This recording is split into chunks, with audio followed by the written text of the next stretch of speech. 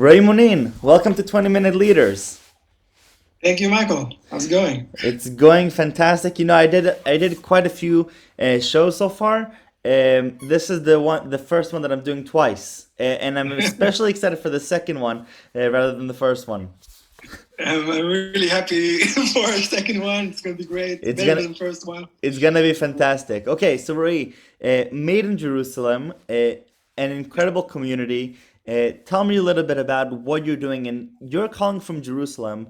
You love Jerusalem, and what is made in Jerusalem? So, Made in Jerusalem is a community organization. We're a nonprofit. We help develop the Jerusalem startup and tech scene. And our job here is just to make sure that the city grows and companies can come here and stay here and grow. Yeah, we do that through all kinds of initiatives, helping, supporting community leaders and doing things like courses and working with companies to promote their jobs and helping the city solve issues like office space and I don't know, all kinds of city-related challenges. So, Jerusalem, and I mentioned this last time as well, when I think of Jerusalem, I don't think, necessarily startups and high tech and startup nation. I think of religion, I think of conflict, I think of history. Yet you're coming in and saying, no, we need to develop the high tech infrastructure and the community within the city. So, where does that come from? Yeah, so I think first of all, when you think of Jerusalem, I think it doesn't get enough credit for being, first of all, the largest city here in Israel, and Israel itself is kind of a powerhouse. And I think the fact that it's the largest city, the fact that it's the capital city, it's a very global city with the largest tourism in Israel, people coming, every person who comes to Israel almost has to come through Jerusalem at some point. So it has a lot of unique advantages as a city economically Right. that are very interesting. And I think that today Jerusalem is one of the biggest kind of cities and brands in the world, that if you look at the potential of what the city could be, and if you look at what it is today, there's a lot to improve here. And I think that from an entrepreneurial perspective is interesting. And if you're kind of investing your time and efforts in a city, I think Jerusalem is one of the most interesting places to do that because it could go so much further. And we talked about it a bit last time, I'll maybe come to it again, but I think it has a lot of significance here, not only in the context of Israel, but in the whole kind of context of the Middle East and the special place that it has between kind of the Israeli community and the Arab communities in the region. So Totally, I totally. think So, Ray, that's one of the give things me there. give me some numbers to shed some light on what is the gap that we're seeing. What is happening today versus what you think could happen if we worked a little bit harder on developing this community over there. Yeah. So I think that the big challenge of Jerusalem is that we have around 40% of the city are Arab, and it's one community that has a very low participation in the workforce here in Jerusalem. Almost, I think, I don't want to get into specific numbers because I don't want Yeah. to do, I don't want to say, but it's a big percent of unemployment, especially in the Arab sector. The women stay at home, and the men usually go to work for in low wage jobs. And then we have 25% of the city that is ultra Orthodox Jewish, and it's a special type of Judaism that only exists basically here. It's a population that kind of some of them it's a very diverse population and there's many opinions, Yes. but the general kind of approach is the community is afraid of the internet, doesn't is not sending people to go to studying there is a big kind of, you're a rebel if you go to university. Yep. Going to work is something very special, and over there it's the women who usually go to work and are the first who go to study and become developers and grow Wow. companies, and then the men study at yeshiva, they study the Bible. Um, and that's changing now. Those two populations are in a big period of change, but it means that more than 2/3 of the city are some of the lowest participating kind of people in the workforce, not only in Jerusalem, but in any modern city. So for a city, if you think of it kind of how a city is able to survive and make money, you have to have some percent of your population bringing money from the outside, doing export basically, Sure. and then from that money they can rent office space, they can pay food services, they can pay for taxis, they can pay for any service the city provides, and that first of all provides employment for other people, but it also provides tax to the city for every one of those actions that you do, every interaction, every house that you rent or office space is some of the best kind of money maker for cities. And so if you're in a city that has less office spaces or less large corporate brands that are able to not only rent the spaces that exist, but also develop new buildings. If there's no that kind of money, if that kind of money only exists kind of in private housing and not in Sure. offices, then the city is losing. So I think what we need to do here in Jerusalem today, Jerusalem is losing money all the time. It gets a grant from the government because obviously a majority of its population is basically not working. Right. So it has all these people it has to give services for, but they're not making enough money to pay back in taxes. So you have a situation today where most of the people, if you look above average salary wage in Jerusalem, which is about 2,000 something dollars, if you look above that, most of the people, 90 something percent of the people in Jerusalem who have that wage are either Wow. working for the government or working in a government subsidized area like hospitals or education Right. or I don't know, any one of these other things, welfare. And so you're always like, even the people who are making money, they're not making money from the outside Sure. and they're not bringing in the money, they're Yep. using taxpayer dollars for their own salaries. So I think that's the big challenge of Jerusalem. And to be a city that is leading globally, we have to kind of balance that out and find ways to make money. And Yeah. our kind of vision for that is that we think that if we can do things, if we can bring industries like high tech into Jerusalem, and there's been a huge growth in high tech in Jerusalem in the past few years, coming from the community. I'll maybe get back to that later. But if we can do that in more areas, like media or I don't know, gaming, anything that we see from the ground up that people are already doing in Jerusalem, but just help them do more of it and help investors come and help them do it on a global scale. Right. That's something that I think is going to help the city go to a next level. And what I think is really going to make it go to a next level is if we can make those places accessible to those populations that have a Right. low participation in the workforce. So So if you have a Roy, I company mean, like you're Microsoft, yeah. So I mean, you're an entrepreneur, right? Like all of us, and yet you're not saying, yeah, I'm gonna go to this crazy startup and I'm gonna raise millions of dollars and I'm gonna go try and think for the exit strategy. You're saying there's a city that I really truly love that I think I as an entrepreneur have the potential to change and transform, and you're really sort of taking things that a mayor would do or a prime minister would do. I mean, it's really odd for an entrepreneur to do something like this, isn't it?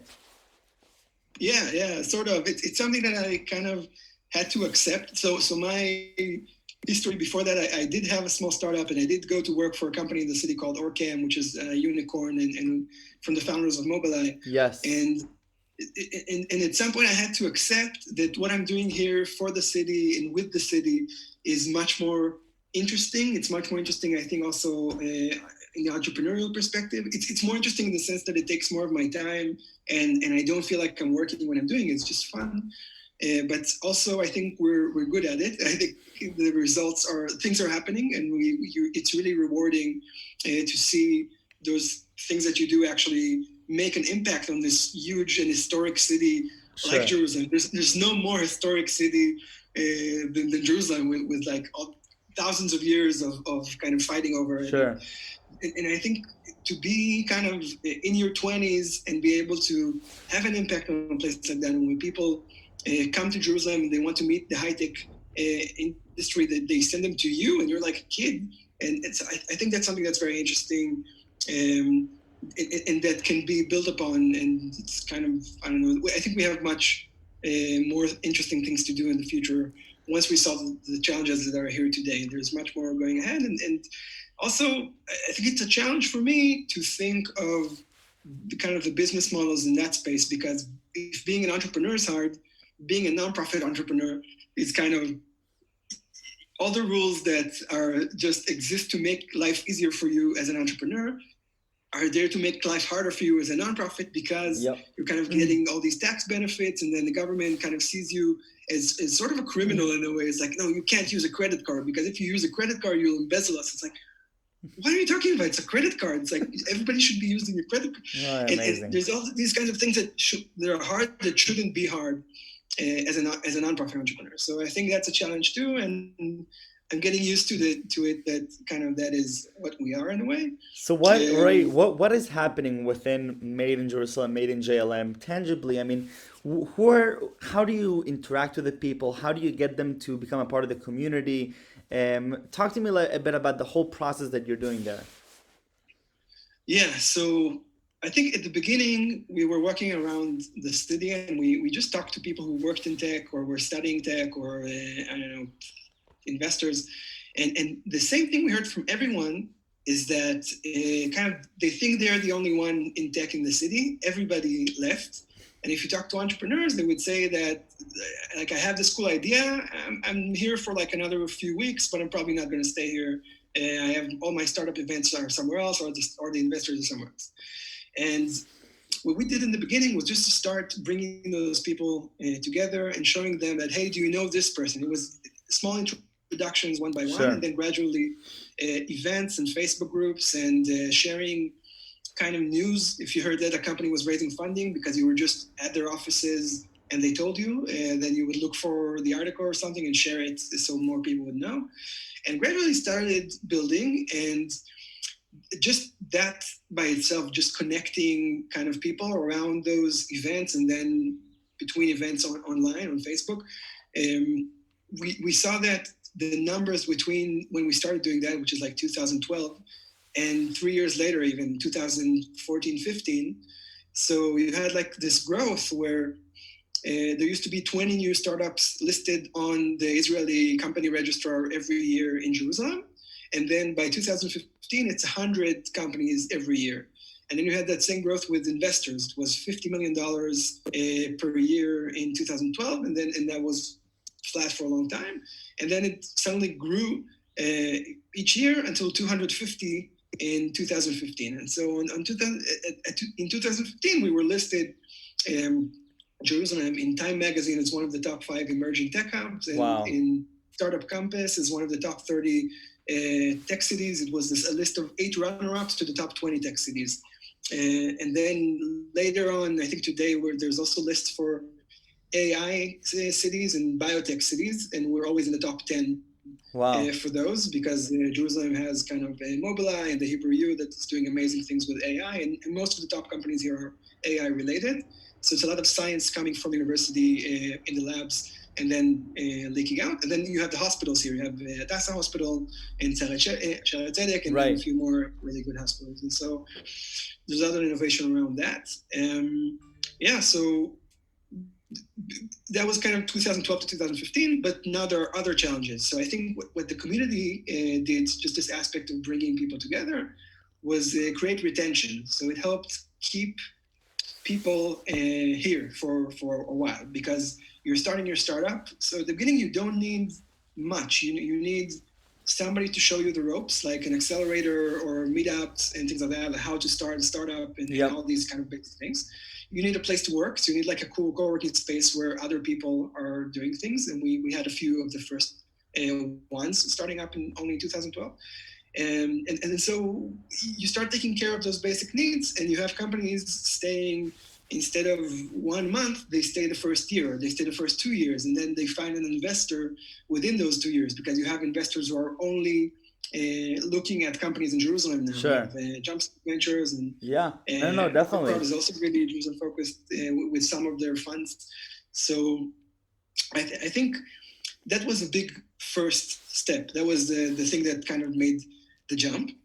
The next thing that I think we're focused on now as a community is now that you have all these people working together and you have the leaders of these communities working together. So first of all, we're kind of developing the next generation of leaders now. So you have the general tech community, but you also have the AI community and the Sure. the front end developer community and designers and designers who are also ultra orthodox Haredi women, so and kids, and so you have all these kinds of different populations and industries and professions that all need somebody to connect them and to solve the problems that are unique to them. So Ria, I'm very And so curious. we see What do you see? I want to hear about about your experience.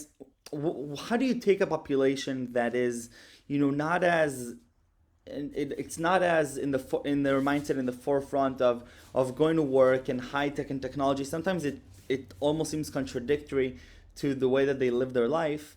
And you come and say, "Hey, listen, there's this new thing, there's this cool thing that we can all work together to improve on." Is it do you how far do you have to go to convince them, or sort of how much resistance do you see when you just start out planting the seeds for that growth? yeah, so I think it always has to start bottom up. You can't come and kind of impose yourself Right. on people who don't want to join it. It always has to be someone from that community who says like, I want to be um, leading that growth and bringing more people into that space in my community. Right. And then you kind of help them do that little by little. It could be like we really love starting small. Like if you sometimes do an event with, I don't know, 1,000 people, in the end, you would still have like maybe 5 people who stay connected Right. after that, who made it something. And it's sometimes much easier to bring out 5 people to coffee to begin with, and then all those 100% of those 5 people will stay connected. So starting small, doing things that gradually just like starting to collect the leaders of like the people in that community who are influential and maybe have a position in tech, invested before, work for a tech company or whatever, and just finding those people who are also, first of all, they're the connectors in the hub, so they can Right. help the other population, and then they also are kind of role models and are people who have achieved something that maybe other people in the community want to achieve for themselves. So I think that's the beginning.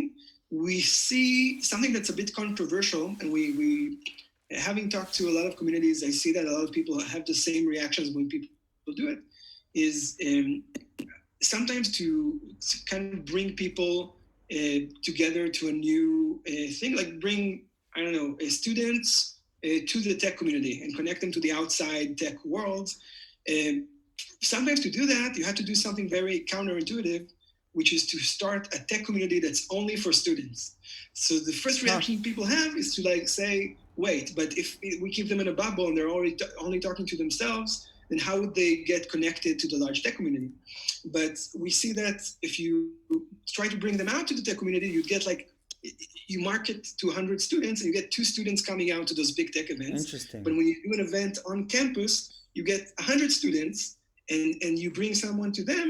But then the next time you do an event outside, you won't get 2 students, you'll get 10 students. And then if you keep going, you'll get 20 students and 50 students to come out. So we call that transition communities. This kind of middle stage where you do need to stay in your bubble, but you bring Sure. the content to them. It's something that's very important, I think, in a community that isn't involved in. And it's something that always creates kind of even outrage, like when you have, Sure. you say like Yeah. it's a women in tech community and we're going to do events only for women. And Yeah. then like some people go mad. It's like, what are you doing? It's the complete opposite of what you should be doing. You should be Yeah. mixing everyone together. But sometimes before you mix everyone together, you first need to create that kind of identity and self-assurance in that small group first. Ray, what is one thing that you would give as an advice to any, upcoming social entrepreneur that wants to make some positive change in their community? Maybe looking back over the last decade, what would you do? What would you do differently, but what insight would you now bring on to others that you wish you had before? Yeah, so it's really hard. I think everything is possible. Like every problem that you think is like, oh, this hasn't been solved for 100 years. It's probably solvable. It's just, I think, first of all, you have to understand the system, and you have to really go and ask all the questions and ask everybody everything. Like, why is this done this way, and why, who is in charge of that, and who are the players? And I think that once you have that map in your head, you can do things that are much more effective. The other thing is I mentioned to start small. I think that by bringing one person and two people and 10 people onto this mission, you'll create this rolling ball of something crazy that happens without you even noticing it. And there's a network effect to, like, more people who are working on this problem, the faster things happen. And just I think just to to come with this mindset that if something's impossible, it's just like, maybe we're trying too early, do a few things before, and then build up to it gradually. I think you can always build, if something, it's possible that something is too hard, but with anything, like with anything else, it's a skill. You just need to build to the point where you're a bit stronger, and then you can solve it. 100%. Ray, right before we go, I need 3 words that describe you best. So we did it last time, and I don't remember what it was this time. I'm gonna fact check you on this. Hopelessly optimistic. I'm optimistic. I think that things are getting better all the time. I really don't remember what else. I think I'm passionate about what we do, and I think that this passion is really important, because otherwise you wouldn't invest all that time doing those crazy things. What hopeful, I think, was the last one, or was that the first one? I think that was the first one. Yeah, the positive, hopeful. I don't know. I have no idea. Any other good things that other people said that I can copy?